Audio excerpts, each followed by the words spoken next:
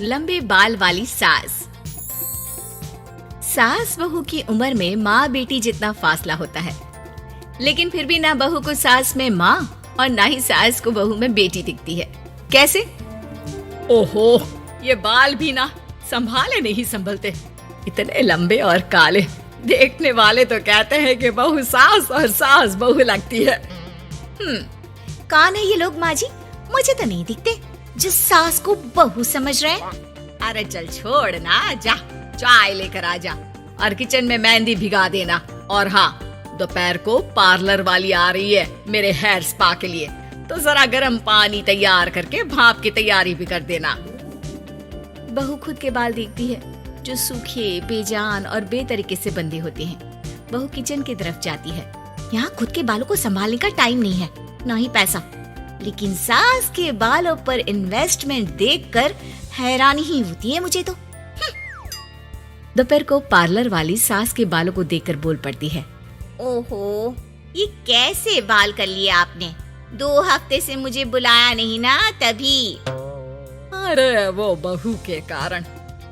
मेरे कारण? मैंने कब मना किया था आपको किसी चीज के लिए? अब तू ही मायके चली गई थी ना, अब मैं घर का खाना बनाऊं या फिर बालों की केयर करूं? तू जाकर पानी लेकर आ। इस बार मैं जो मसाज करूंगी ना, थोड़ा महंगा है, लेकिन अरे महंगे की चिंता ना कर, बस ये जो डिम्पल कपाड़िया जैसे बाल है वो शबाना आजमी जैसे ना हो जाए, इसका ख्याल रख। अब क्या था, सास के बाल पर जो बजट था वो घर के किचन के बजट जितना ही था, लेकिन बहू बेचारी करती क्या, बहू जो ठहरी। एक बार सास बहू मॉल में घूमने जाते हैं। माँ जी, एक ड्रेस लेना है, चलिए ना जरा डिजाइनर शॉप तक। हाँ चलो, वैसे भी बाल गीले हैं, थोड़ा बाहर घूमूंगी तो हवा से सूख जाएंगे।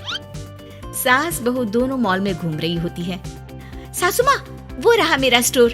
अरे रुक, क्या है ये? जावेद हबीब। अरे चल तो जरा देखे तो। हाँ चल देना माँ जी, बस एक ड्रेस ले लूं। अरे ले लेना ड्रेस बाद में, किसने मना किया है लेने से।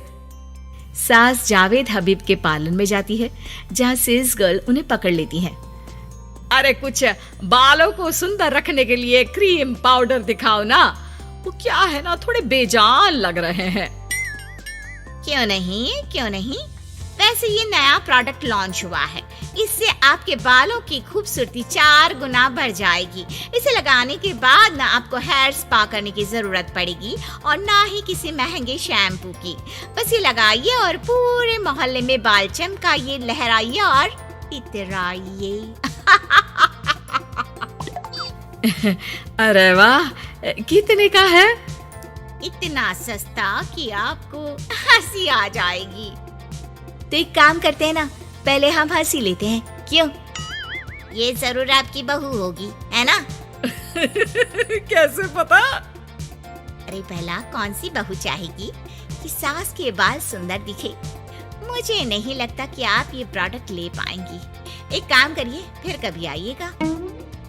अरे ओए, पैक कर दे इसे, और सुन, 2 पैकेट पैक करना, और आज के बाद किसी सास बहू के बीच लड़ाई लगाने की कोशिश ना करना। सेल्स गर्ल मुस्कुराकर साथ खड़ी दोस्तों को देखती है और सामान पैक कर देती है।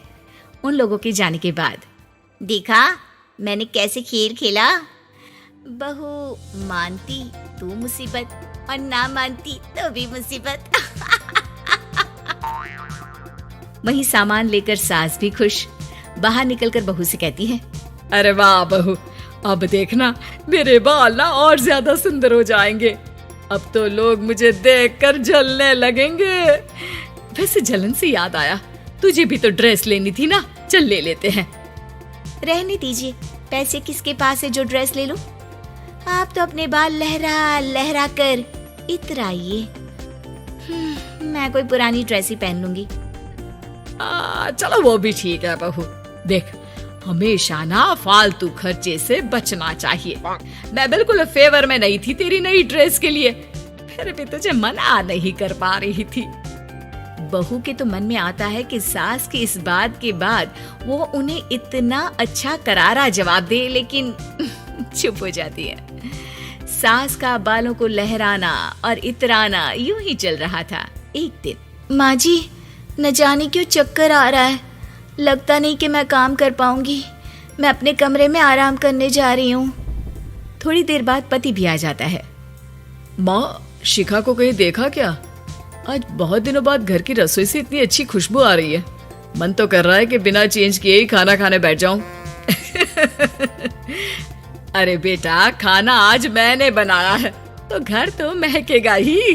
तेरी बीबी बीमार बैठी है। पति हैरान होकर पत्नी के कमरे में जाता है, जहां वो आराम से तानपुरा का शो देख रही थी। अरे, माँ ने तो बताया कि तुम ठीक नहीं हो, पेट में दर्द है। अरे नहीं, वो ना मेरा फेवरेट म्यूजिक शो आने वाला था। अब माँ की तो आदत पता है ना, ये बना दो, वो बना दो, ये दे दो, वो दे दो, तो बस मैंने बहाना बना लिया। पति बीवी की बात पर मुस्कुराता है और वहाँ से चला जाता है। दरअसल शिखा को म्यूजिक का बड़ा शौक था और उसके पसंदीदा संगीतकार उसके शहर में थे और संगीत की क्लास लेने वाले थे। अरे देखो देखो, ये धनवानी महाराज हमारे शहर में है, और तो और ये यहाँ सबको संगीत सिखाने के लिए आए हैं। मैं भी इनकी क्लास ज्वाइन करूंगी, कल जाकर पता करती हूँ।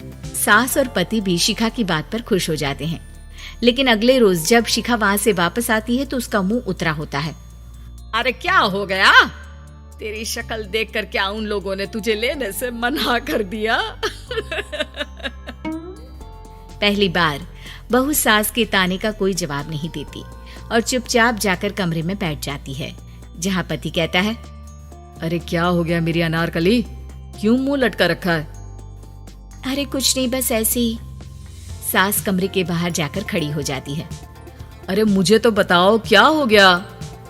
शिखा रोने लगती है और रोते रोते बताती है कि वो लोग 1 लाख रुपए में कोर्स करा रहे, मैं इतने पैसे कहाँ से लाऊं? पति भी चुप हो जाता है, क्योंकि वो जानता है कि इतने पैसे का तो वो भी इंतजाम नहीं कर पाएगा। देखिए ना, कैसे अपनी कला को बेच रहे हैं, लेकिन गलत भी क्या है, नामी गिरामी है।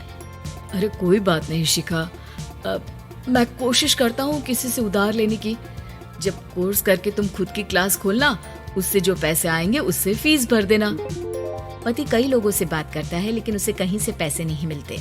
शाम को मुंह लटकाकर पति घर आता है। मैंने काफी कोशिश की, लेकिन कहीं इंतजाम नहीं हुआ। अरे कोई बात नहीं, मैं भी ना क्या करूंगी म्यूजिक सीखकर। वैसे भी कल आखिरी दिन है पैसे जमा करने के लिए, अब इतनी जल्दी कहाँ से आने वाला है पैसा। लेकिन अगले दिन, बहू ये ले पैसे, जाकर अपना नाम लिखवा दे संगीत की क्लास के लिए। बहू इतना सारा पैसा देखकर दंग रह जाती है। अरे माँ जी, आप कहाँ गई थी अभी, और ये इतने सारे पैसे कहाँ से आए? सास मुस्कुराकर पीछे मुड़ती है और बहू को अपने सर के बाल दिखाती है, जो अब छोटे छोटे होते हैं। मैंने ना अपने बाल उस विदेशी कंपनी को बेच दिए, जो बाल के बदले में पैसे देती है। अब मेरे बाल थे ही इतने सुंदर के 1 लाख मिल गए, वरना तेरे बालों का तो कोई 500 भी ना दे। बहू को सास की बात से रोना आ जाता है। वो सास के गले लग जाती है। लेकिन कोई मुझे करोड़ों भी देना, तो भी मैं इतनी अच्छी सास ना दूं।